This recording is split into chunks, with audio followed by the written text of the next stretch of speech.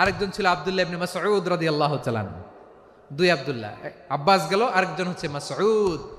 মক্কার তরুণ, ছাগল পালতো মুশরিকের বিশ্বনবী আর আবু বকর রাদিয়াল্লাহু তাআলা আনহু একবার গেলেন, যে দেখে এই তরুণ দাঁড়ায় আছে। বিশ্বনবী বলেন, আমি খুব ক্ষুধার্ত, তোমার কাছে কি দুধ আছে ছাগলের? আব্দুল্লাহ ইবনে মাসউদ বলে, আছে। ওয়ালাকিন আনা মুতামান, কিন্তু যে দুধ আছে এটা আমানতের, আমি দিতে পারবো না। বিশ্বনবী এইটা শুনেই তারা টার্গেট করে ফেলছে।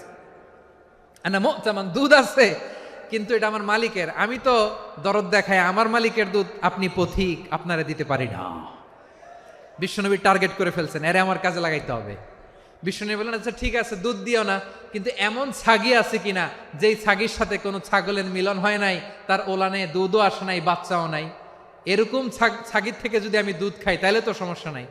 বলতেছে, এরকম ছাগির থেকে দুধ খাইলে সমস্যা নাই, কারণ এরকম ছাগির ওলান থেকে দুধ আসবেও না।